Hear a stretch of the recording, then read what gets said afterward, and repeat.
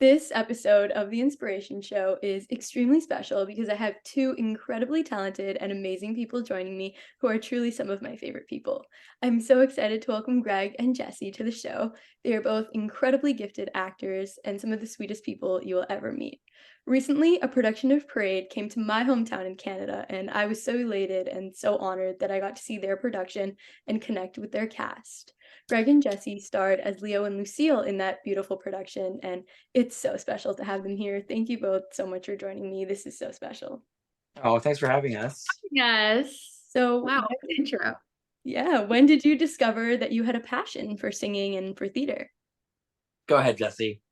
Probably when I was born. I think like my earliest memory with regarding musical theater is probably watching Grease as like a tiny little itty bitty child.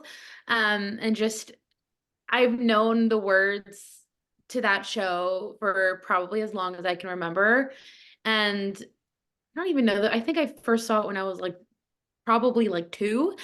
And just, my family just also loves that movie so much. So that was the first one that really like brought me into musical theater. And then just growing up, movie musicals, cast albums really got me introduced to this passion of mine. And then obviously getting older and discovering my own thing and where I fit into it has been awesome.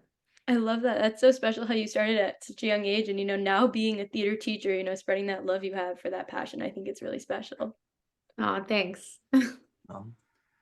For myself, I like didn't start doing theater until I was 17. So I did like the Sears Ontario Drama Festival, and I did like these like garbage shows. I did this show called Color Our World with All of Us, and it was a play where we were all crayons, and it was really bad. And then That's 17. I love at that. 17, yeah. And so I think I was 16, but that was like doing a play. And so there was a school there that was like really amazing, and I was like, where do you guys learn to be good? And they were like, oh, like we go to this high school. They're like, and we like go to this Theater Aquarius performing arts program in Hamilton, and we do it in the summer. And it's like you do like a few weeks of training, and then you do like a full production at Theater Aquarius of a musical. And they're like, and we're doing Rent this year. And I was like, I was like, what's Rent? And then so that winter, I went and saw that school did a production of Annie. And I went and saw it, and I was like, I'm going to go see a musical. I was like, I don't really know what a musical is. I'd never seen a movie musical or a stage production. So I went and saw Annie. I remember sitting in the audience being like, this is the best thing I've ever seen in my life. I went and saw Annie 3 times in that 1 week. And then I went to Theater Aquarius and we did Rent. And so I did training for the first time and like singing for the first time in my life. And then I got cast as Roger. So it was Rent with a cast of like 48. It was like, oh my God. Yeah, like 48 like teenagers, like kids from like 14 years old. And I think the oldest person we had at one point was like 40, but they ended up dropping out because they're like, it's a little weird. So Rent with a cast of 48. I played Roger, and some of like my best friends to this day were in that show. And like a lot of amazing Broadway performers went through Theater Aquarius Performing Arts, like Nick Cordero, Kristen Peace, Julie McClellan, Rachel McAdams did the program at one point when she was like a teen. And I also met my fiance. She was there that same year. So I was 17 and she was 15. So that's how I started. And then I just, I was graduating in high school and I was like, I don't have any other things I want to do. So I was like, I'll apply to Sheridan for musical theater. And if I get in, cool. If not, I'll do something else. And then I got in. And I've just been doing it since. That's amazing. Can we just talk about how you had no theater experience whatsoever and just casually gets cast as the lead in a cast of 48 kids? Like, that's amazing. Oh, I was bad. I was like, there's video. I think Jess has like the DVD somewhere. I'll pull some and I'll. Yeah, I'm gonna need to see that. We need this. Thank you. It's like Roger, but like with new classical vocal technique. It's so bad. I need the one song Glory now, please. Oh, it's so in my nose. I'll send it to you. Thank you. Thank you. So what would you say really inspired you to become a performer, and who has been an inspiration of yours throughout your career? Oh my gosh, loaded question. Yeah. Man, I think that like what actually fully inspired me to be like, I actually want to do this is seeing my first Broadway show. I think this is in like '09. I saw American Idiot with the original cast, and I chose that show because I knew the very like, sort of modern classic musicals like Hairspray, Rent, the shows mostly that like had movies to it that I was able to actually engage with, having never been to New York before. And of course seeing like a few things in Toronto, but nothing really crazy. And then I chose to see American Idiot because I loved Green Day, super punk teenager. Um, and it just like blew my mind what they were able to do with that album on a Broadway stage to tell a story with little to no dialogue in such a raw, beautiful, authentic way was just like, I don't how old I was 14. And so that just like, I don't know, it was almost like exhaling for real for like the first time, if that makes sense. Like, oh my God, I was just, and it was like the craziest snowstorm, like I think New York has seen in probably 200 years. And so we managed to score lottery tickets like last second, like front row for like, I don't know, $20 or whatever it was, which was crazy. So I remember, and I was with my mom and my younger brother, and they love this story so much. John Gallagher Jr., the one and only, actually spat on me multiple times. Obviously not intentionally. That's your biggest flex, Oh, Jesse. jealous. It's such a good flex. I know. I love it. I love it. I love it. So in terms of like a specific person who has inspired me, man, I don't know. There's so many, our leading players in Wicked when I was a kid, like I don't know. I think it's mostly instead of individuals, because there's a million that I can list right now. But I think it's mostly moments, like specific shows and specific moments. I love that. That story's That's a amazing. very good answer. That was Yes. like really diplomatic. Like I'm Stop not, that. I'm just gonna like name drop. I'm just Go for it. my it like probably sounds lame because this is like we're talking about parade and stuff. But ever since I was this my song I sang as one of my audition songs for Rent was "It's Hard to Speak My Heart." So I was 17, and then it was the first. That was the first. My two I songs. got you, Roger. Yeah, I of can't course. believe that got you, Roger. Like, we need to take a minute to appreciate Yeah. that. I added like a real Stop right dirty. There was like a real dirty rasp on "I Never Raised My Hand." Like it was real Hell rotten. So, Oh, well, he went for it. we needed a ballad in an up tempo. So I did like Winters on the Wing from Secret Garden, which is also a terrible choice. And then but I didn't know musicals at the time. So people were just like sing this. And then I sang It's Hard to Speak My Heart. And I remember like listening to the like original Broadway cast and then knowing like Brent Carver was Canadian and like listening to everything he did after that. And then so I remember in a class at Sheridan, they're like, pick someone that you could see yourself like you would want to emulate their career. And mine from the all time it's been Brent Carver, where it's like every role that he plays, maybe other than Kiss of the Spider Woman, I don't think I have that in me, but I think but other than that, like that's a career and that's a person I look up to. And I met him at the Harold Green Jewish Theater. They were doing like an Irving Berlin concert and he was performing that night and it was really exciting. There were so many great people. I remember he was like in his dressing room or in the green room and he was late getting to the stage. Like they had like made this big thing and they're like, and here he is. And he like didn't come out. So they're like, can you go find him? So I'm like running through the hallways. I'm like, I have to go find Brent Carver. And then as I get to his dressing room, he like popped out and we like bumped into each other face to face and he went, sorry. And I looked, I don't know if you've ever seen him in person. He was the most beautiful man. It's striking. Like he was like, sorry. And I went, yeah. And then he just like went by me and went on stage. And I was just like, this was the coolest moment. So he's like the guy, like him and like Norbert Leo Butz. Yes. And like the unconventional male lead. Like anyone who's like in that, like that's kind of my person. Yeah. I'm no Stephen Pasquale. So I look at others. Well, that's such an amazing story, and that's so funny that you said that because I actually said that about the both of you, like, your performance, Greg. I saw so much of Brent in you, and Jesse, I saw so much of Michaela in you, but you also brought, like, yourselves to the role in just such a beautiful way, and, after seeing Ben and Michaela do that for so long, like, it was so nice to watch different people, breathe new life into this story, and both of those stories are just, like, the biggest flexes. I love that so much. I love that. I know. I was gonna say, I don't know. I feel like that might top John Gallagher Jr. spitting on me. Because while he did spit on me repeatedly, he probably doesn't know I exist. But What's up with you the know, Spring Awakening boys constantly spitting? You got I Yeah, know, right? honestly. Hamilton. Like, what's up with that? I know. I got to see everything coming out of those actors during that show. It was fan-freaking-tastic. That was also one of my favorite things about Parade is you're sitting there just sobbing, and then you see the actors sobbing as well, and you're all just crying together. And I remember Ben and Michaela's, I don't know if you've heard the audio, but they're closing All the Wasted Time. I think I can speak for the entire Broadway cast when I say we have not recovered.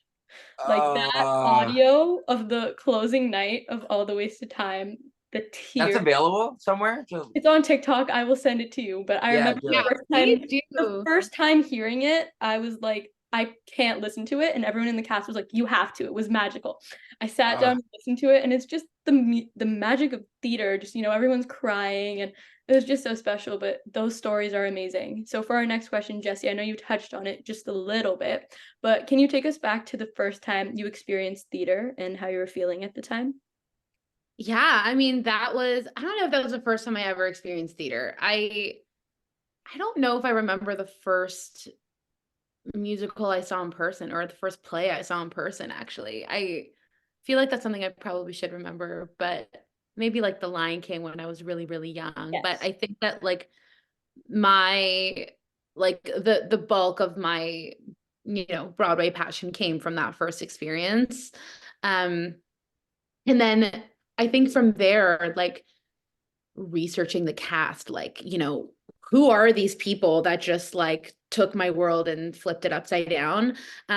Who did these orchestration? Like this could not have come from Green Day, but it did. Like, they had a big part to play, which was wild. I don't know if you guys have ever heard the music to the American Idiot musical, but it's like, Yeah. oh my God, it's stunning. And then yeah, I mean, I think that was probably the more like profound first experience that I've had with live theater.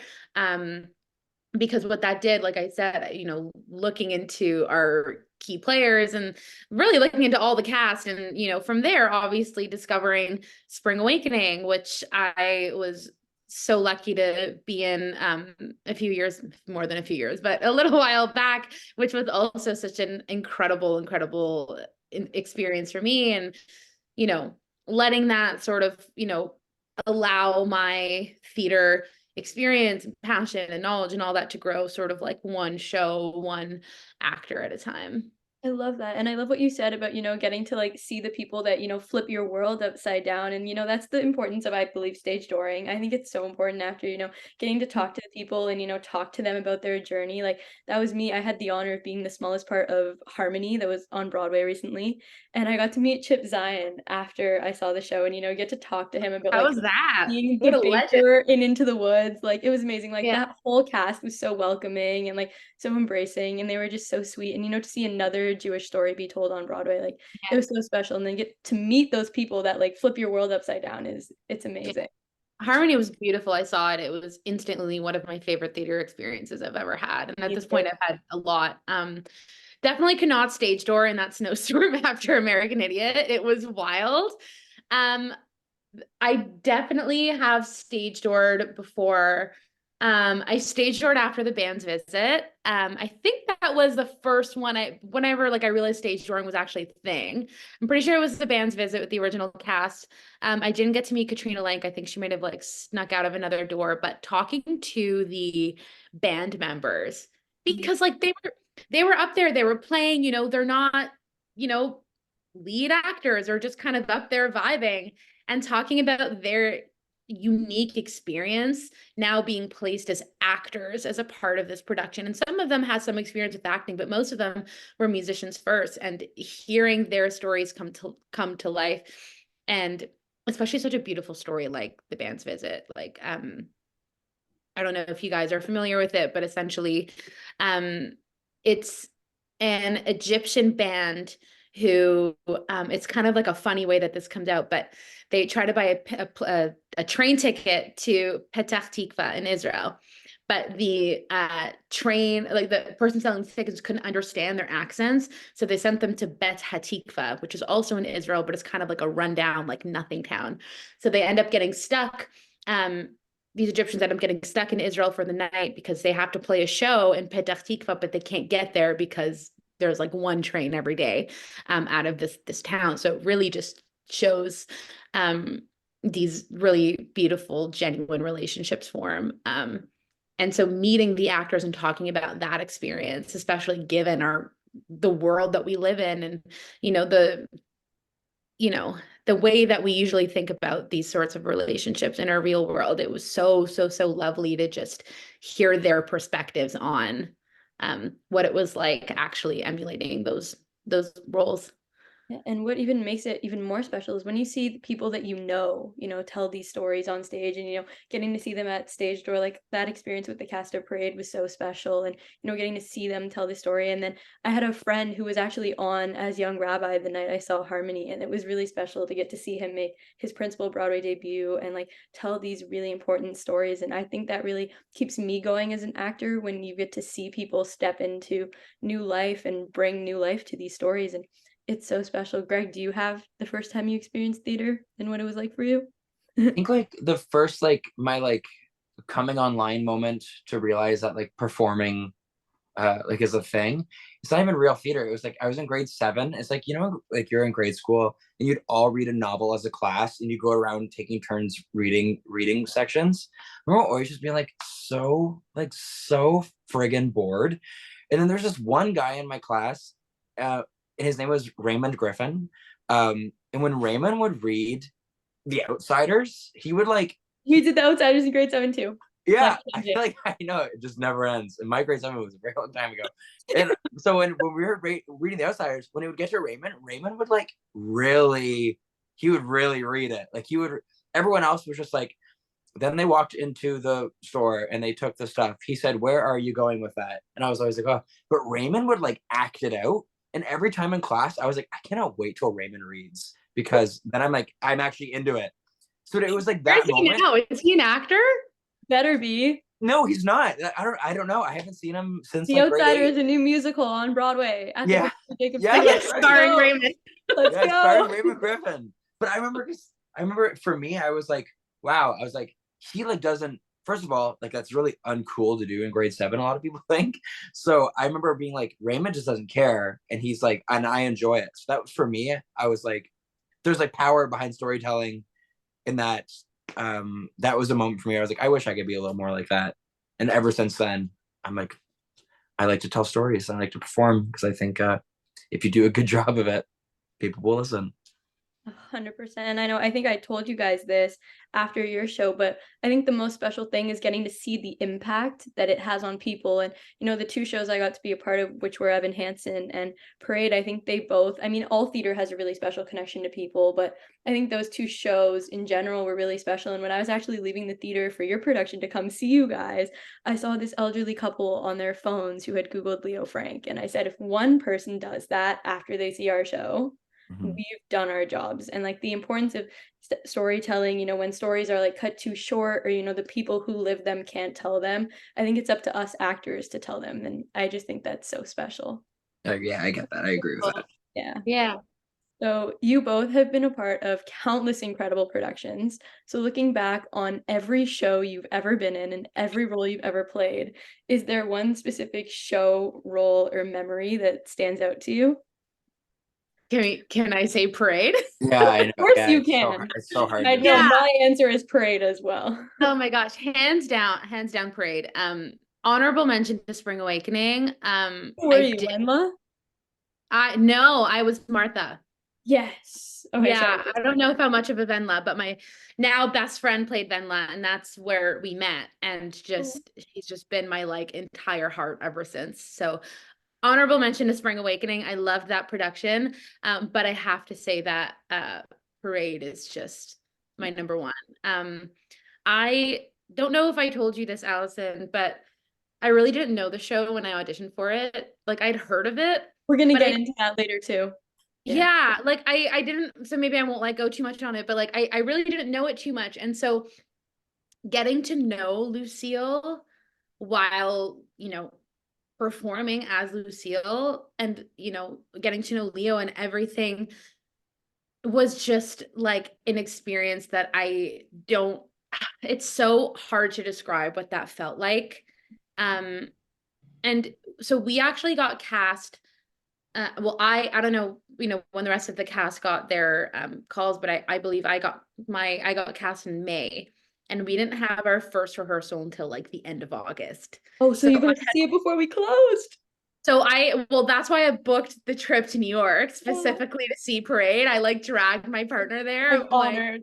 care. I'm like, I know this is against all the rules, but we're gonna go. And I got to meet Michaela after and talk to her for like a second. But it was lovely. She was lovely. But um so I had like months and months to like sit with this character and sit with the show and like really just getting to know it for the first time, um, while also preparing for it. And of course, we know what an unbelievable story it is, and you know, what an amazing job Jason Robert Brown and Alfred Uri did, and everything that goes into the show, and then having these high expectations going into the rehearsal process, and but like I had never worked with Wave Stage before. I'd never seen a Wave Stage show before. So I had these high expectations. I'd just seen it on Broadway.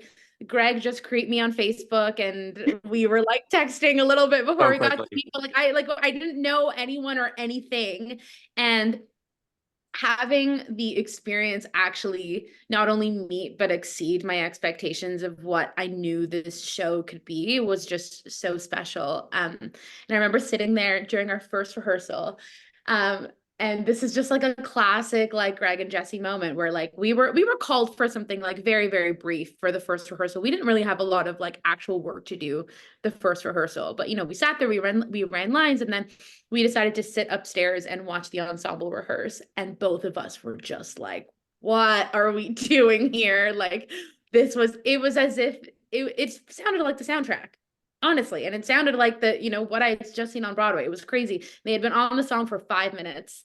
And I turned, Greg and I had a whole like, what the heck moment. And Rick, who played our governor, such sweetest man on earth, was, you know, he saw that like Greg and I were very like I think visually intimidated by what we were seeing because like we hadn't heard each other saying we were having like major imposter syndrome. We're like, what is happening here?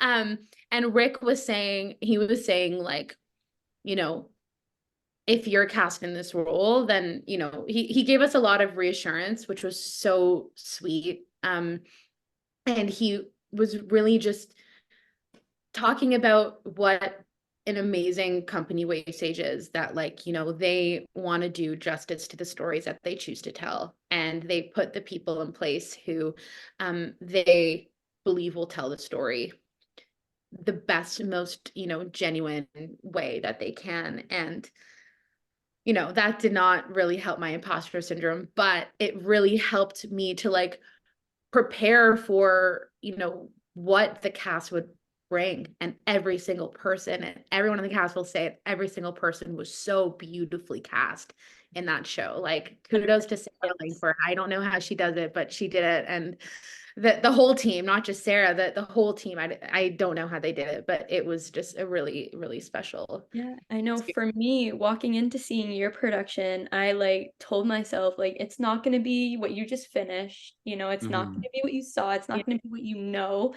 but it's going to be the same story. And at heart, it's just that.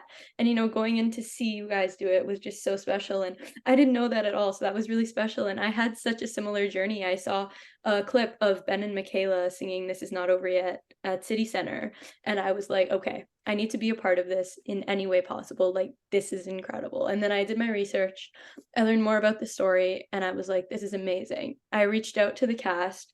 I had almost the entire cast join me on the inspiration show, and little did I know that, like, they would become my found family and that they'd become, like, siblings and aunts and uncles and mothers and father figures, and it was just really special, you know, to see how telling a story connects people so beautifully, and how, you know, the kids kinda showed me their journey, and, you know, we had so much fun together, and the adults kinda took me under their wings and, you know, gave me advice as an actor myself, so that was really special to see how theater and a story like this can connect people in such a beautiful way. But no, you guys did such an incredible job. It was perfectly cast. It was amazing. Thank No, you. that's nice. Any favorite roles of yours, Greg? I mean, Little I feel Roger. like, yeah, little Roger. No. The yellow crayon. I'm like, Yellow no, crayon. trust me, I was not the yellow crayon. I wish I was the yellow Oh crayon. my gosh, what was that book growing up? Sorry, Greg. It's like the No, go for it. crayons and the crayon box. Did you guys read Yeah, that? Oh, the they really funny one. buy It's a it. really funny one. Yes, you have to make that a musical. It's going to Broadway, starring See, Greg. that would actually be good. We were just That would like, actually we be were really just, good. we were What's just that book crayons. called again? I don't know. It's I don't slipping my remember what mind that's right called. now. But the It was crayons really, riot. Yeah, Like, yeah. yeah, yeah, they riot. they do riot. Yeah, we did not. We just like were crayons, and we just like stole songs from other shows, and like it was, I don't even know. I'll I find a love DVD. that. I had a DVD, but I The Day the microwaved it. Crayons Quit. Oh That's my what it's god. called. That I feel The like I Day the need Crayons that Quit. more. I did a Yes. quick Google search. Okay, That's yeah. what it was. Yeah, no, I had a DVD of Color Our World with all of us. It was on YouTube, and I had to reach out and be like, please take this down. I think And I then need that DVD more than I need you and Rent. I microwaved it. It'll never work. So I think, yeah, it's the same. It's like honorable mentions. I've said before, like Leo, it being the first song I sang, and then through Sheridan, it was like This Is Not Over Yet was one of the songs I worked on all the time. I just listened to it. I was just obsessed with it. So that was like, there was always roles that, you know, you're like, I want to play this one and this one. But Leo was like, I would love to play this one day. So when I was in third year, no, I was in second year, they had announced the shows that the third years were going to be doing. And so me and Arenia Hermans, who's like a quite a popular Toronto-based actor right now, we were in the same year, and we were like, I was like, I really think that you and I we're gonna do Parade. You have like an idea of what shows you're gonna do. We're like, I think we would make a good Leo and Lucille. So we're at awards night. They're like, and next year the graduating class, which was not us, they're like, we'll be doing Parade, and we were like, and just like wept, and I was like, there goes my shot. So then I had to watch Parade get done at Sheridan, and that was the hardest thing in the world. So Leo is like 100%, like that's the role. This thing that stands out. The honorable mention, I don't know if you know the show Grand Hotel. So I was in Grand Hotel in my final year at Sheridan. I usually don't get post-show blues. Whenever I'm doing a show, by the end of it, I'm like, get me out of here. I'm like, I don't want to do this anymore. And so like, it happens all the time. And it's just something, that's just who I am. By the end of a show, I'm ready for it to be done. Parade, I was not ready for it to be done. I never wanted it to end. I know, me too. And that was a new feeling. And I was like, I've never not wanted something to just finish. And then Grand Hotel was the other one that I was like, I missed it. I don't know if you've seen the Tony Award performance of Grand Hotel, where like they do the crazy dance on the pole. So I was one of those guys. I was Otto Kringeline. He's like played by Michael Jeter. So I did that role, and that was I missed that one. Those are the only two. Every other show I've done, I'm like, get out of here. Oh no, the Time to go post-show home. blues for Parade hit so hard. I was so sad. I couldn't listen to the cast album for a solid Oh week. yeah. It was so sad. The only week. I know. It only for took a a week. week. We got back because we were all like on Zoom and just hanging out after post show. I told everyone, I was like, please don't send videos of loadout. And they sent videos of loadout, and watching the theater being loaded out and like all the stuff outside the theater, it like broke me. I remember August 7th and we closed the 6th. I was going on a road trip with my family, and I put my AirPods in for the road trip like every teenager does, and I hear do do do do do do do, and I'm like, please no. I texted Charlie Webb, who was our young soldier. He's like an older brother to me. I texted him. I was like, no, I can't. Like it just came up, and it makes me so sad. And like now when I hear it, it brings me so much joy because I think of don't cry because it's over, smile because it happened. Yeah, yeah. And then when we were going through a really dark time on October 8th, on my Explore page, I saw the picture of you, Greg, saying that you were playing Leo Frank. And I saw that it was like a Toronto production, like 20 minutes away from where I live. And I was like, this is a blessing. Like On October 8th, eh? on October 8th. Wow. It Wow. was such a blessing to me. And I'm not like a spiritually person where I like felt the spirits, but that was the second moment where I kind of felt like Leo, Lucille, and Mary. The first moment I wasn't actually there for, but so Erin Rose Doyle, who was our Mary, who's like my big sister, I tell her everything, and she was telling me one night after the show that her balloon, once she released it, flew over the audience while Ben was singing "It's Hard to Speak My Heart," came out from the audience and just flew over Ben, just levitated. It just levitated over Ben, and I was like, that does not happen. Like once it came down during Pretty Music, so for all of us it was kind of like, oh, the balloon's coming down, like what do we do? Bless Sean Allen Krill, I love him so much. It was coming down during Pretty Music, and we were all like laughing because we thought it was a mishap with the balloon. But when it came down during It's Hard to Speak My Heart and just levitated over Ben, we didn't see it as a mishap. We all saw it as like, wow, like this is really happening, and like we're telling this story. It was the craziest thing. Yeah, that's heavy. Yeah, it was really crazy. So this is my favorite question. I'm excited for Yeah. it. So before we get into it, you both most recently starred opposite each other in the Wave Stage production of Parade.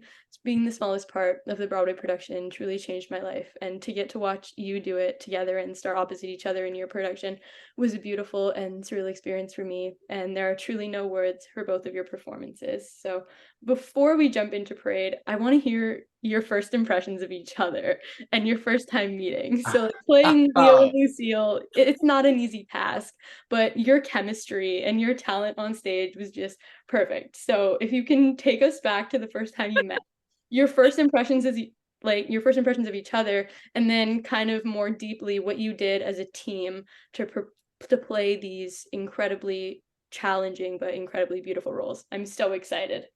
Okay, who wants to take this one? You go first. Okay. Well, Well, there I was in my home, not knowing anything about what was about to happen. And our director, Sarah Langford, was sending out like a bunch of like music stuff for us.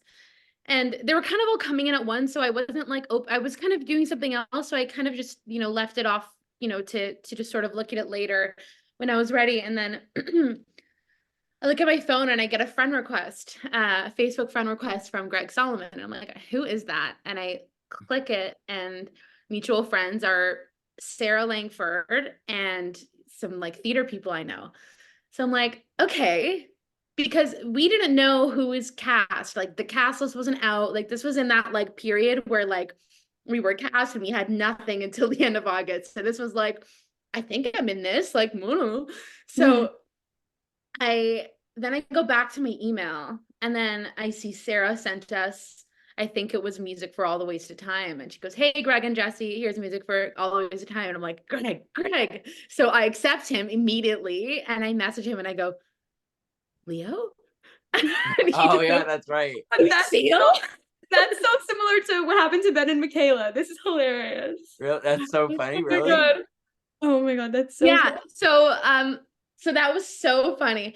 So we started chatting, and like I think like our like texting chemistry I think was like pretty good off the bat. So I wasn't like worried about like maybe he's the jerk. No, like I wasn't worried about that at all. And so we would like message from time to time, like, just I don't even know, like just whatever before we met. And then when we met in the rehearsal hall, I remember going down the stairs to like where I was supposed to be, and he was like just finishing his meeting with Rhiannon Langford, or one of our assistant directors, and I was like, oh my god, there he is. And then I just go in and I'm like, I'm sorry to interrupt, but like I need to give you a hug right now. So I went and gave him a big hug, and I think like I think that like we just became friends very quickly. I think that we were very lucky that our personalities like meshed really well. There were a lot of rehearsal. Well, it's a very ensemble heavy show. Yes. And so there were a lot of rehearsals where Greg and I would have a lot of time to ourselves to like rehearse, run lines, whatever. And a lot of that time we would spend just like talking and getting to know each other. And it was so special to like have that time, because for me, for many reasons, it was really important to me that like I felt that like that Leo was my friend also, because of how vulnerable the roles are and how personal it continued to feel. It was very important to me. And working with Greg was just such a blessing. Like once we've established our friendship, and I'm like, he's obviously, like so talented, like so just devoted to Leo and devoted to the role and his craft. And it was just so special to see. And I just felt lucky every second that it was Greg who creepily added me on Facebook that one day. I know, no shame. I know. Oh, shame. It We was know so you good. so well, Greg, but we don't know your middle name. Yeah. Yeah. No, I made up a middle name for him that Oh. I prefer, but I guess It's Daniel is stuck. fine. Well, Yeah. that's so special, and it was so Yeah. special to watch you guys on stage. I breathed new life into this, and it was so special because our cast messaged me after, and they were like, "So, how was it?" And I was like, "It was amazing. Like, it exceeded the expectations. It was perfectly cast. It was Oh, done so oh. beautiful. It was so Sweet. special. Slow Yeah. Day for Trout still being in there was hilarious. Which one's being there? Slow Day for Trout being in there. Slow Day for Trout. It's a special one for all of us. It's a Yeah. special. I loved, and also like the Slow Day for Trout. I also, because like the delivery of the line. So before we had a rehearsal and we had our scripts. So for Wave Stage, it's like you need to be off book on day one, harmonies, lyrics, Mhm. and if you're not, you might not be in the show. Yeah. So we're just like, yeah, which I agree with. But so Jody and David Smith, so Dorsey and Judge Roan, they're a couple in real life. So they were like learning their lines and learning music together, like at a cottage. No, So we had a couple in our show in real life too. Sean really? Ellen Krill, who was our Governor Slayton, and his husband Harry. He was a swing. Yeah, so that was really special. Yeah, I know. So that they were like, I remember we got it, like it was like so excited for rehearsals to start, and it was a video of like Judge Roan holding his phone like this, and he just goes, damn, not even in there. And he's like, and it was like the same delivery 6 months later.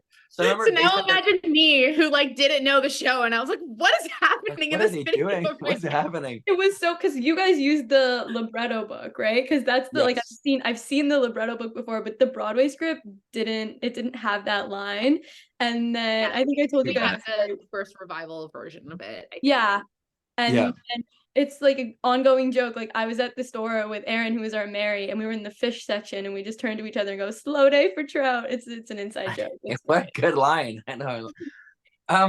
My first impression. So obviously, I had the first impression because I found you first. But I remember being like, Sarah's like, "I will announce the cast," and she like didn't want to say anything because like Wave Stages, they're amazing because they're intense. It's like you got to know your stuff, and if you don't know your stuff, like God forbid you don't know your stuff. Oh no, so I remember, I'm the same when it comes to theater. I'm so intense, and people hate me, and I'm like, you have to be.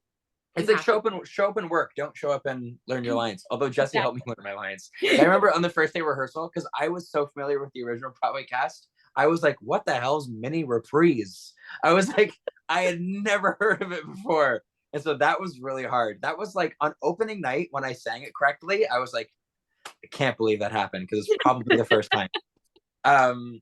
So my first impression, so Sarah was like, So when I got cast, she called me and she offered me the role. And she was like, and you need to let me know. She goes, okay, listen, you need to let me know within the next couple hours because I got a lot of moving parts here. I have like 25 Leos that I need to call if you don't accept the role. And I was like, well, yes, I'm gonna. And then I called Jess. I was like my partner Jess. I was like, Jess, what do we do? She's like, do it. So I said, I'll do it. She was like, I'll announce the cast later. I said, okay, but I was like, but you have to tell me who's playing Lucille. I was like, because I like that I can't go to bed Oh without yeah, knowing. no, you have to know. Like I Like need to you knew know. from then? I knew really early.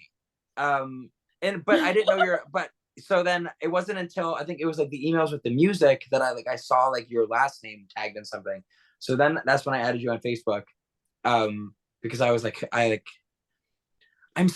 done like a number of community theater productions where it's like in my youth where I was like, I really want to do this show and I know I'll do a good job in the show. Then you do a community theater show and you forget like it's not always the highest standard. So it's like I was excited to do the show and now I think it's crap. So I was always like, that was my biggest fear with Parade. I was like, I love the show. If it's not done right, I'm gonna be so mortified. So I was like, I need to know who Lucille is because I need to know how this is gonna work. And so I go on like Jesse's Facebook, we start chatting. And as we're chatting, I'm also like, photos, videos. I'm like, let's hear her. What does she got? What's in there? And then but I was in tears during her You Don't Know This Man. She reminded me so much of Michaela, but brought honestly her own like effectiveness. It was beautiful. but Alison, we were like, that is the highest compliment. Michaela's an absolute queen. I love her so much. In the Unreal. making. She's incredible. And Yeah. it was Jesse who made me listen to the new cast recording because I was like, I'm married to this one. She was like, listen to this one, listen to this one. It was great. It was amazing. Thank you. Like there was like it's so Jesse comes in that room. I have my meeting. We do our first day of like doing lines, and we're like, let's go run lines. But once we started just chatting and having fun, I was like, this is exactly. It was the same thing. I was like, I need to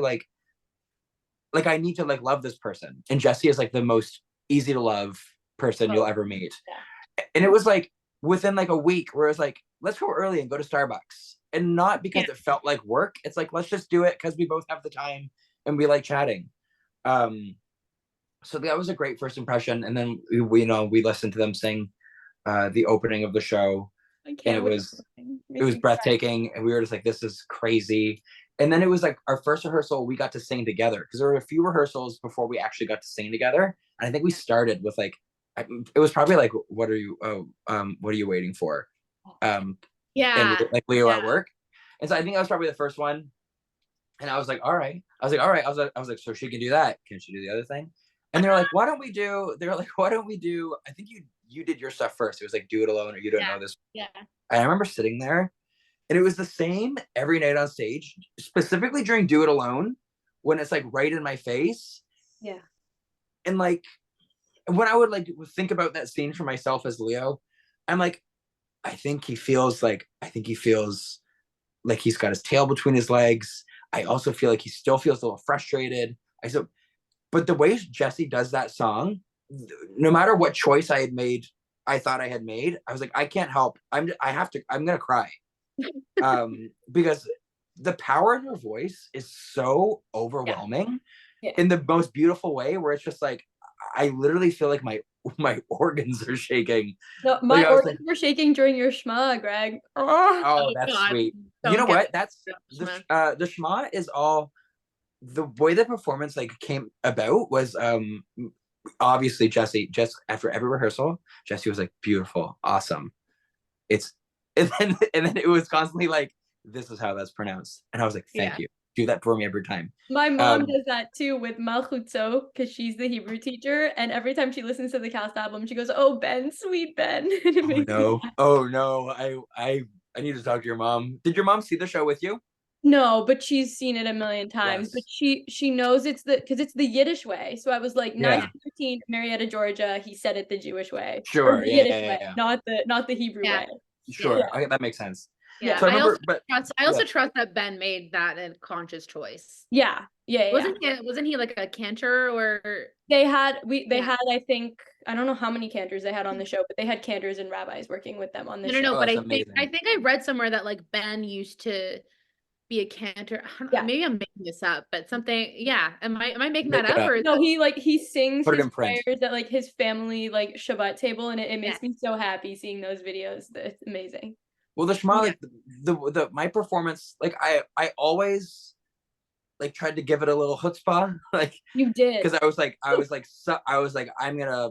It's the whole start to scream and make the whole damn sound. Yeah, and never shut But my mouth till they understand. You You did did that, that. Greg, at a part that is actually meant to be said silently. Well, that's what Uh, Corey said to me. I but didn't realize that. you didn't know that, and I No, didn't want to tell you and Corey because told me. so yeah, I'm sure. Yeah. I know the exact part you're talking about. So Yeah. like the choice that you made was like, I don't it's like, for the fact that it was supposed to be silent and you choosing that to be the most like passionate, I just gut-wrenching moment of screamed. that Shema. Yeah, Oh my God. But it was like, he's about to die. Nothing is silent now.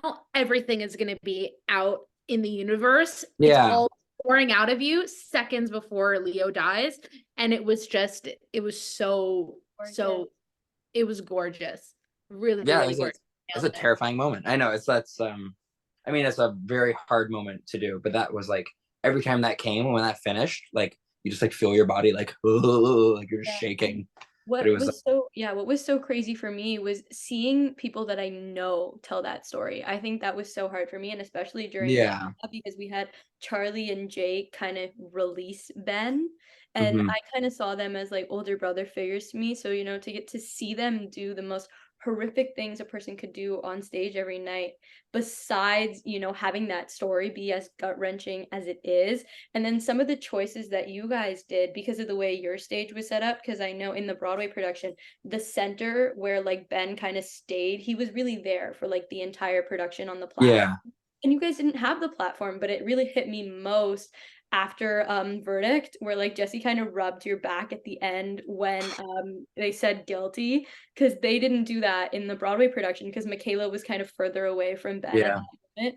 And that just ripped my heart out to see how like the smallest acting choices can have the biggest effect on an audience. And I think that's even more visible in a show like this, Oh, which I I agree with that. really I'm it glad you noticed that.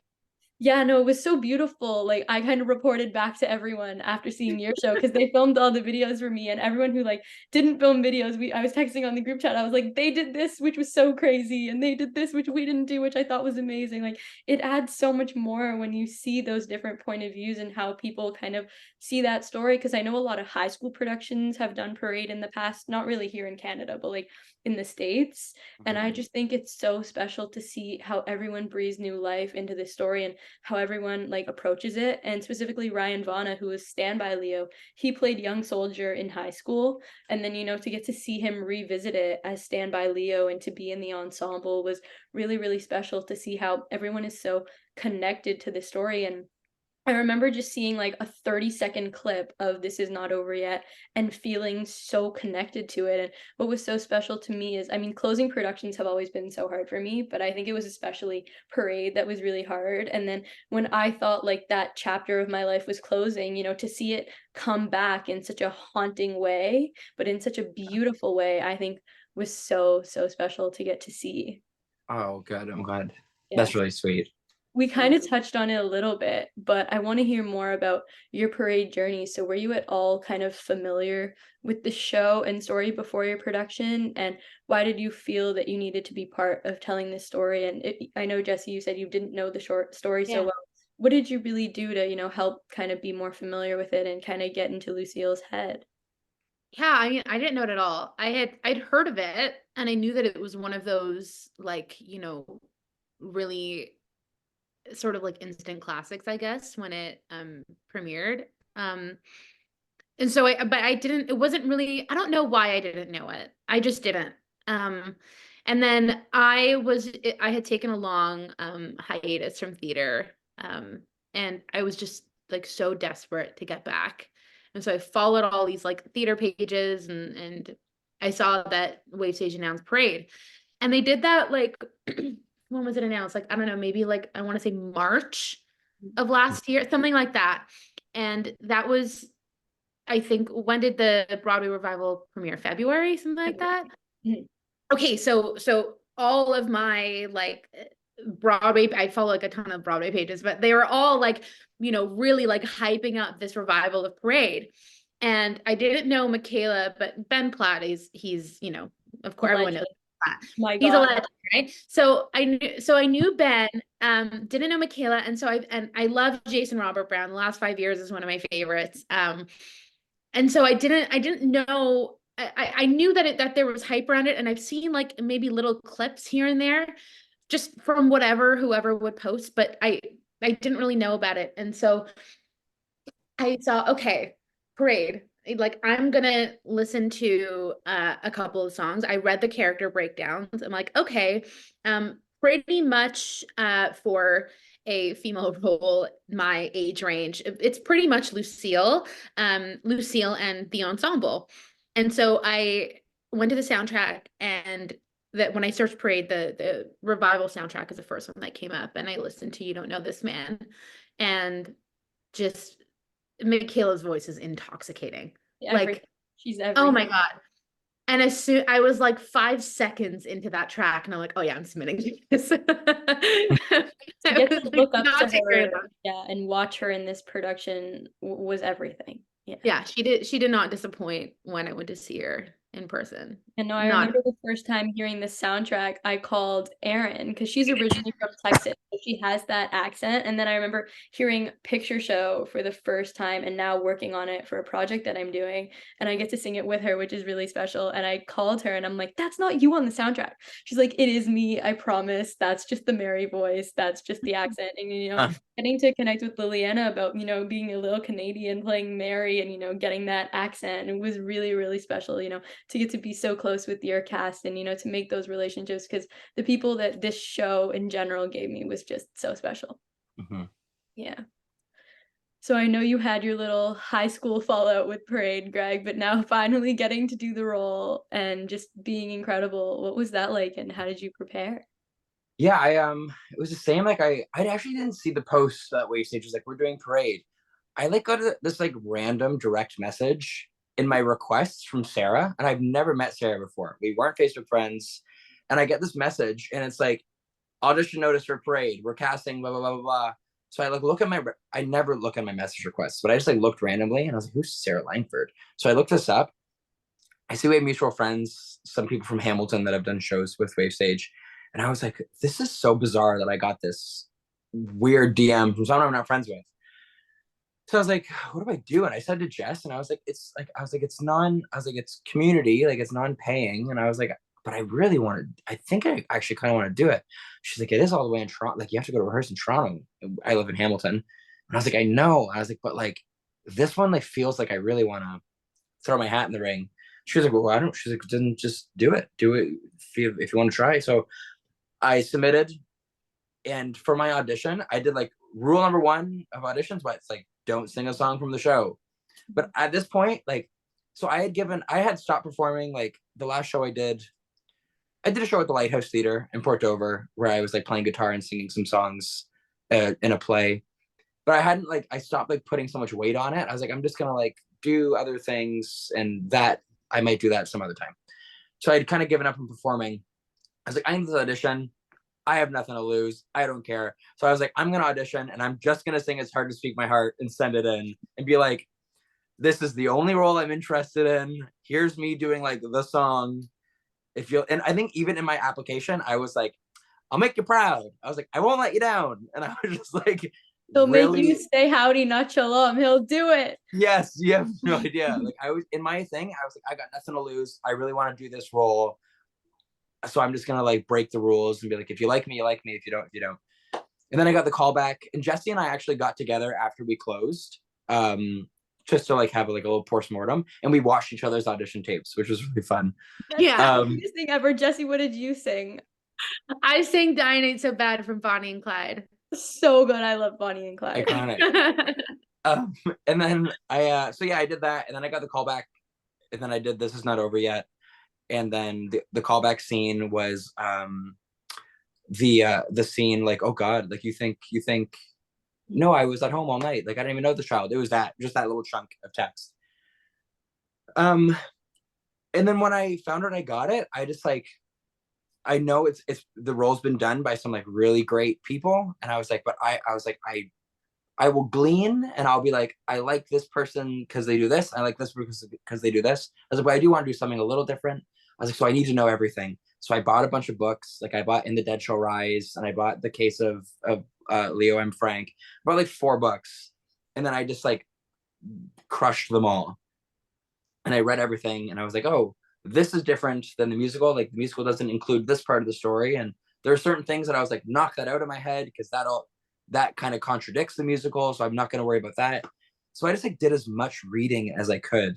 And then Jess and I drove to Florida, and on the way home we stopped in Georgia, and I visited. That's on my bucket list. Yeah, so I went and I visited the memorial. And I told Jesse right away too. And yeah, the craziest thing was like showing up to see the memorial and not realizing that I was there on the anniversary of his death. Which was crazy. I remember because we were on our way to Georgia, and I looked at the wave stages. The wave stage made a post, and it was like on this day. Yeah. And I was like, I'm literally going there. And Sarah was like, be careful. She was like, because there's a lot of people in the world who still are very anti-Leo. And showing up there on opening night. Sorry, just oh jumping. yeah. No, of course, please. It's really hard for me to talk about because it makes me a little emotional. But obviously, being a young Jewish girl, I faced anti-Semitism. But like, I think that was the first time it really got my eye, and I was like, this is happening, and something that's so close to my heart. Sorry, continue. Yeah. No, of course, yeah. Like when you see it on a grander scale, it's sad that it takes that much to make you kind of open your eyes and see it. But we saw it in our production as well. I know that I mean, it wasn't like, I know that on the Broadway premiere for the revival, protested there were but Michael Arden, being the genius he was, actually put it into the show, which was really special. The signs that the protesters were holding up were they recreated Michael, being the genius that he is, Tony Award winner Michael Arden. It feels amazing to say that. He put that into the show. So the factory girls were actually holding a sign similar to what was outside. So it was a white sheet with red writing, and Michael put it into the show. So to kind of see him take those lemons and turn it into lemonade to make the production that much more meaningful was really special. That's really cool. Sorry, Jesse. Yeah, that man is a genius. Yeah. Yeah. No, I was saying that, like, Sarah telling you to be careful, she was telling me to be careful too during the run of the production, because there were messages sent to Wave Stage. There were people that, came to the theater and did some not so nice things. And so it was frightening, and kind of, it was frightening. But yeah, Greg, go on. But that was like when I visited the memorial, and I was like, what should I expect? Like, there's gonna be a lot of people there. And then I know Jesse, is it your uncle or your stepdad that just visited? Yeah. My stepdad just went last week. And kind of like reiterated what I noticed when I went. I was like, it's kind of just like in between the on-ramp to a highway and like this like rundown taco joint. Like in the parking lot of the taco place. It's basically, it's basically in a parking lot. And it's just like, it was just like the saddest thing to see. And I was like, this deserves to be on like the fucking top of a beautiful mountain. Like it just feels so wrong that it's just here. And on the day I was there specifically, I'm like, there's no one here. Like there's no one. But someone had put some stones on top of the memorial, which I didn't understand the importance of until Jesse filled me in. So I'm glad that someone paid respects. But that was just part of my process of getting into it. I was like, I will take the 3-hour detour to go visit this place and read it and just I don't know, see if I connect and feel anything. And that's basically it. And then when I went into it, I stopped listening to soundtracks. I stopped watching videos, and I was like, I just got to do my own thing. Because I think I know enough now to kind of go in there and do my version. My biggest fear, and I feel like the trap with Parade that some performers face at all levels when they play Leo is like sometimes he's just way too likable.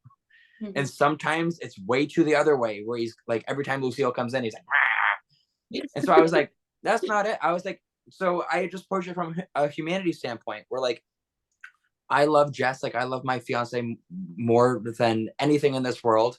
And I know there are some days where it's just like, it might not look like it from the outside because we just go about every day like, hey, I'm gonna go to work. Okay, see ya. Bye. Okay. Did you unload the dishwasher? No, I forgot. Can you do it? Yeah, I guess I'll do it. I'll do it, I guess. And it's just like those moments, and that's where I approached my Leo from, where it's just like, I love you, but I'm gonna be with you for the next 3,000 whatever. So I don't need to give you my all every day because I'm busy and I'm tired. And that's where I approached him from. And That's that's the special scene that reminds me of, and I said it a lot while the production was running because it was my favorite line, or one of my favorite lines. It's Georgia is asinine, Leo. That line. I think that's one of the lines I miss the No, most. just so yeah, asinine. I can move you in totally. the first place. Yeah, Exactly. exactly. And so feel like that's where, when our journey with Parade was like just finding,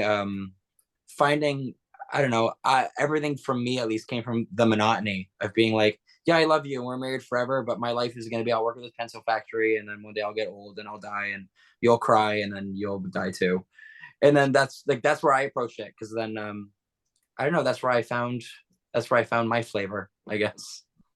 No, seeing the memorial, that is something I wanna do. I know I spoke to the cast about it because I know some cast members went to go see his grave because it was in New York, and it was about, like, an hour and a bit away from the theater, and Charlie Webb, who is our young soldier understudy Frankie, he's actually from Georgia, so Oh, I cool. told him that, like, I really wanna go and see it because I feel the need to, and I just think it would be really special to go see that, and the anniversary of Mary's death is actually the day before my birthday, so, to kind of, Oh, reflect on her kind of like that and, what she did and the special impact that she's had on my life and that connection.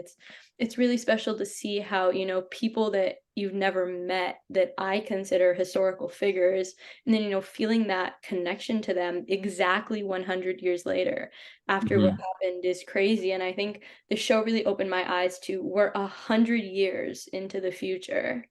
And like with the technology that we have today, what happened to Leo would have never happened. But yet, what happened to him is still happening today. Yeah. And I just think that that was the main lesson that I learned. And this question I'm looking forward to because everyone's answer has been so different and it's been special to hear. So, when you were first given the script for this incredible piece of theater, how did you approach it and interpret this story, knowing that the characters were real people, and that it was a true story that actually happened? Yeah. Um, Sadly, there's less information on Lucille specifically than there is about Leo, but there is a little bit. So definitely starting with the research, loving, devoted, everything that I think that the musical captures very well. And then I guess having to fill in a lot of the blanks for Lucille, I took a pencil and I took my script and I just put all my thoughts, everything I would think of whenever I would read it, I would just write it down. And it would go anywhere from something like profound to something like, let's go. Then I would literally write in like all caps, just like anything that I'm feeling, I would just write down on the page. And so whenever I would then go through and learn the lines or refresh or write down blocking notes or whatever I had to do, I would see those notes and add to it as I would go. Even after I was off book, I would still bring my script with me pretty much anywhere.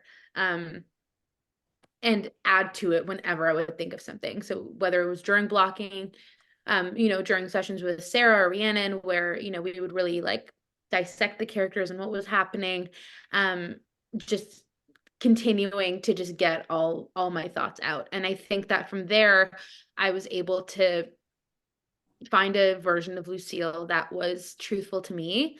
And while I did go to see it on Broadway, I went with a very intentional way of just not wanting to, or appreciating what's in front of me, but not trying to emulate it, trying to say, okay, this is how these are the choices that she made as an artist based off of whatever she did to prepare for this, and this is what I'm doing, and I'm gonna look to this actor with admiration and love and everything, and I'm gonna sort of take that and let that fuel my own unique version of it. And then I think then I was able to sort of like mush something together. It was perfect. Thanks. Um, for mine, if you take my script and you put it next to Jesse's side by side, Jesse's is like, Okay. there's like highlighters, there's like stickers, there's like like size 4 font like writing, and it's like so thorough and thoughtful. And obviously that worked wonders for her process because the work was beautiful. Mine's just like the opposite. I didn't write I don't think my script is clean. Like there's not a single thing written down. And just the way that I tick as a performer is just I just plug myself into the situation and feel my way through it. And during rehearsal, if I finish a scene and I'm like, nah, that was wrong, I don't write anything down. I'm like, I can't approach it like that next time. And for me, I need to be like so absolutely present. So for me, it's just like the research beforehand. It's reading everything, and like every every bit of information I learned about the world at the time, and about Leo, and about Lucille, and about the relationships, and how much money he made, and who he lived with, and what he did in his spare time. Like every single thing like that was just a different toolbox in my toolkit. And then every time I went to a scene, it's like I showed up at a maintenance job. And it's like, okay, I have all the tools. What do I do to fix this? And that's how I approached every scene. Just go in and just be as present as possible. And it's also, and like it was fun because you would see an actor like Jesse trying things and other actors trying things, and just being there with them. And it's like, toss me the ball, I'll catch it, and I will catch it, and I'll do something with it. So that was always so fun because I feel like it was so much fun to perform with everyone, and with Jesse especially, because it, within constraints of like the blocking, it was always so different, and it always felt so alive. And so it always just felt like I was living with someone that I want to take care of. And they either offer me something, or they ask me for something, and I give it to them, or I take it from them. And it was just a really beautiful way to work. And we were always so like, there was one time we were doing the picnic scene before All the Waste of Time, and we had still been working on the props, and like, what's the food? Oh my God. So one time there's like all these Tupperware containers, and they're all empty except one.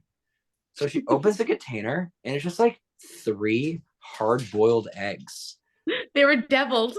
They're deviled eggs. Guys, after that too. Oh. So just these like eggs, and so we're doing this like beautiful scene, and we know each other's senses of humor.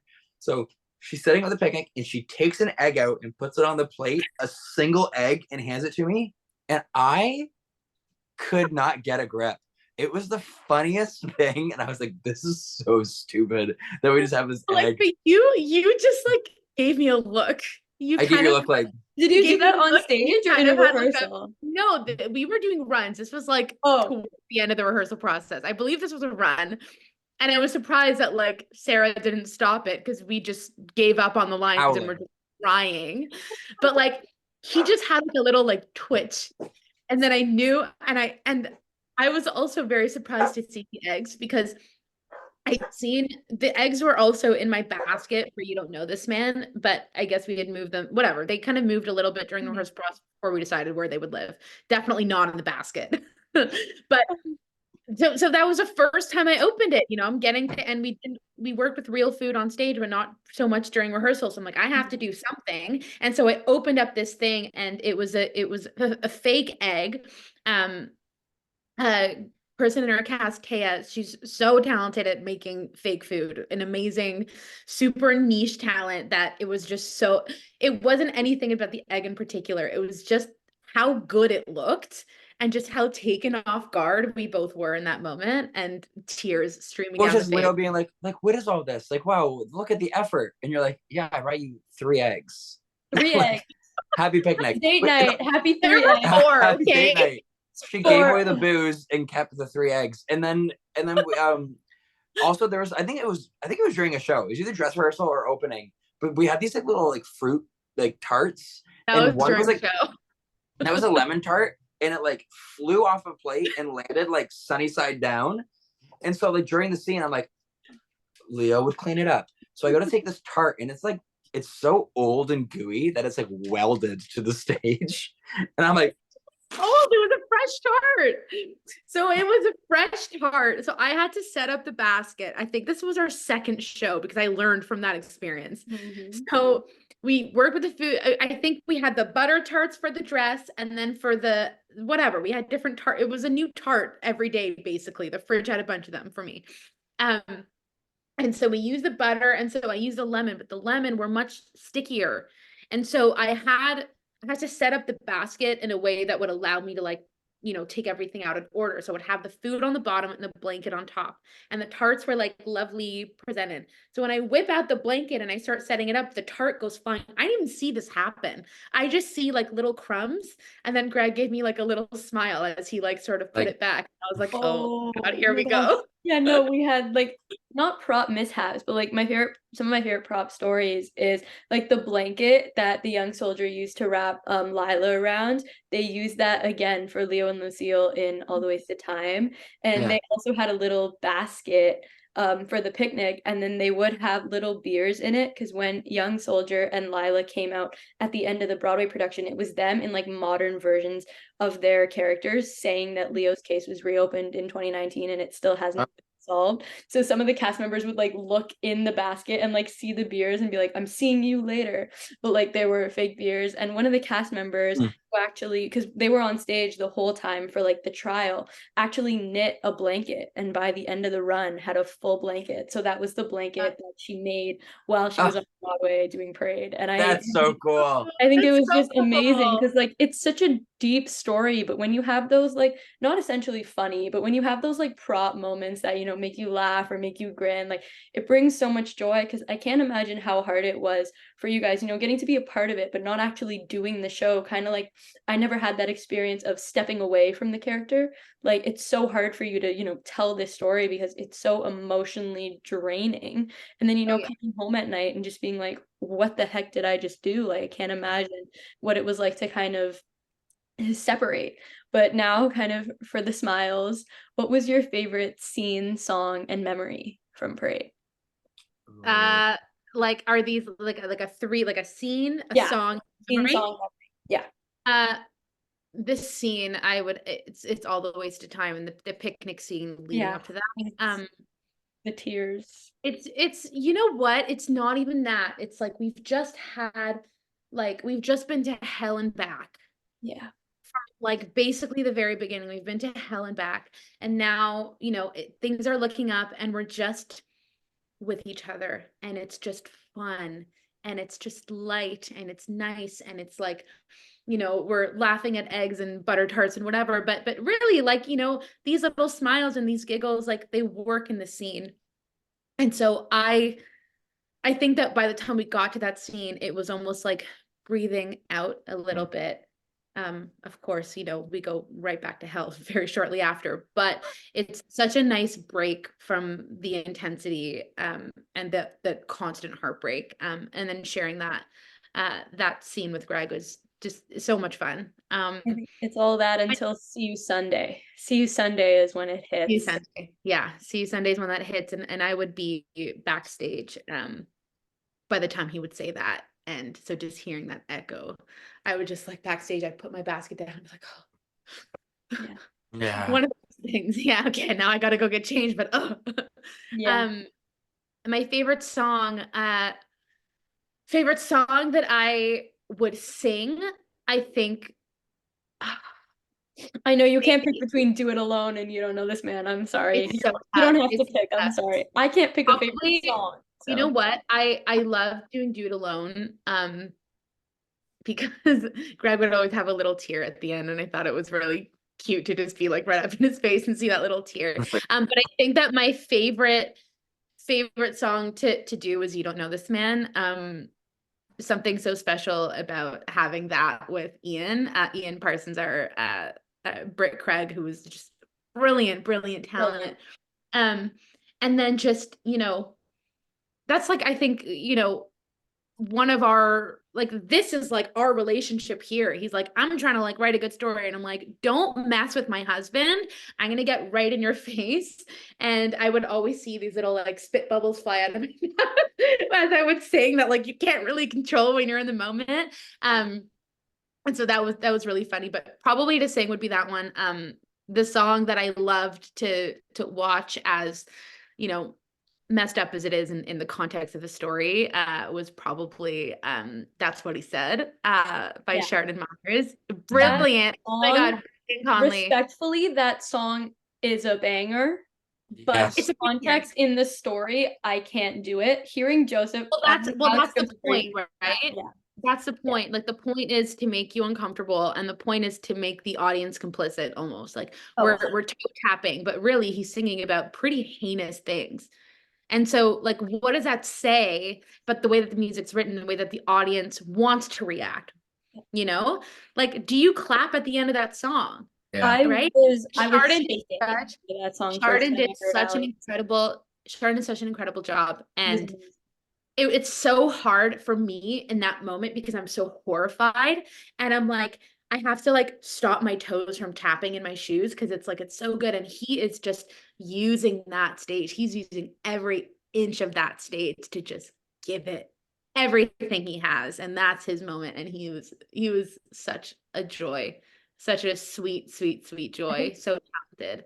The way like the intonation for Jim, like the line that always gets me was like, have you ever been on a chain gang, governor? Yeah. And like that entire song just gets me. But I remember the first time hearing that being like, whoa, this is pivotal. Yeah. This is crazy. Yeah. And I don't know, there were so many special moments in that show. And I think, like I said, as like a one major moment, probably all the way to time, but I don't know, something that sticks out to me is at the end of Act 1, when like crisis is just like crisising, and the way that Kaylee Langford so brilliantly choreographed that final cakewalk is what we called it, was wild. And then on the button, Greg and I look at each other. Da, da, da, da, da, da, da, da. We look at each other and we both are just like horrified, and the curtains close ever so slowly. And the second they would close, we would just like we just like, it was just to just get that like out of our body so we can like get change, pee, and the hustle before Act 2 was, yeah. And so I don't know if that it's so hard to like pick a favorite moment, but that's like the one moment that stuck out to me, I think, like trying to isolate it. Yeah. I think my favorite scene, I was like, I should pick something different. I also think it's the picnic, because it's what you said, that picnic scene is just like a moment of levity. And it's one of those moments where I said earlier about like the taking every day for granted, where it was like the first time that we were in a scene together, that I allowed myself to like feel very grateful that you're here, and you're not here just because you have to be because we're married. That moment was always really special. And like all the like the giggles and the smiles, and they were all like so genuine, because it was like you and me and like this scene with like sweet Corey. And it's like, so it was always like Corey would leave with like his bottle of booze, and I always found it kind of funny. Like, so that was always really silly, and I loved that scene. And then for song, like I do think it's so hard. Like, I think I really loved both It's Hard to Speak My Heart and This Is Not Over Yet, for very different reasons. This Is Not Over Yet, I think it's because the whole show, I'm like so worried about like exactly how I look to everyone. And so I'm always like very like, I try not to move your hands too much, try to stand up straight, don't try to like slouch a little bit though, so people aren't afraid of you. And then This Is Not Over Yet was just like a moment where it's like, I felt like I was 5 years old in my bedroom, and I'm like dancing in front of the mirror to like S Club 7. Like that's literally how it felt. We're like, I sit And in the chair. that's what we were doing backstage, by the Yes, way. as Oh yeah, they sad were as that rioting. song is, my favorite Broadway stories from Parade have to do with the dance breaks during This Is Not Over Yet. And I know a Yeah, lot of people were like, yeah, I don't tolerate people dancing to this song. I don't think it's appropriate. I don't think it's respectful. And yes, I do see that side of it. But when you're doing a story like this and you're telling it with a song that is so good and so catchy, you can dance to it. yeah. Oh It's yeah, also like bring we had a levity to dance it. party backstage. We Have had fun. I remember parties backstage. I remember backstage, they were like told they were like no dancing during songs. And then me later, I was like, you do whatever you want. I was like, first of all, I'm not watching. And if I do see you, like pump me up, be my hate man. But I just Yeah. remember like being alone on that stage and like singing that song and just like letting my body like just do weird things. And just that was always so much fun. I hope you could feel me hyping you up during Factory Girls Come Up to My Office because that song, I'm making you Yes. talk about your experience doing it because I know Ben also had his glasses off. And that's a little secret Mhm. if you guys didn't know, or if you didn't know, when Leo was kind of, being fake or lying, his glasses were off. Yeah, yeah, yeah, yeah. I thought that that was really special. And, we had Bailey Endebrock, who was a swing, who covered all the girls in Factory Girls. And I was like, how do you do it? Singing all these different harmonies. Because as beautiful as that song is, it's haunting and it's a hard song. And the choreography that they had on Broadway was truly some of my favorite theater I've ever seen. And the Yeah. choreography that you guys did was just incredible. That song it's so special. Yeah, it was exhausting. That song was so fun. And what I loved about that song the most is that like no one got to actually like no one in the cast got to like watch it. So it wasn't until like we were doing lighting and like dress rehearsal where they were like, if you want to watch, like now's the time to watch what he's doing. So that song was always a blast, and the choreo was so fun. And I'm not like a dancer by any stretch, but there was the one part where it was like, um, where it's nice and cool where the blinds are dropped, and I'm like, I hopped from each of their chairs. And so it was like finding chairs that like didn't wobble. Because I remember when she was like, you're gonna hop from chair to chair. And I looked at the Factory Girls. I said, are you guys gonna be okay seeing the bone sticking out of my leg when I fall? Like, are you cool with that? Is that gonna be okay? And they were like, I was like, because I'm gonna die. But then you just you get comfortable doing it. But that song was a blast, and I have no cardio. So there was like I was watching like some like clips that we have for archival purposes of Come Up to My Office. And it's just like while doing the show, I was like, I'm so out of breath. And then I was watching like a couple clips. I'm like, oh, it just makes you sound like ravenous. Like I Yeah. sound so rabid. But it was fun. It was fun. It went by too fast. I wish that song was longer. And running up and down those stairs while holding those notes, it was exhilarating. It felt like I was like you feel like you're stoned because you're like so out of breath and you're just like seeing stars and you're just like, come on. I It was know like, watching Ben do that with his little dance was hilarious because I have to say my favorite moment in the Broadway production was where Ben would like spin all the girls and like twirl them.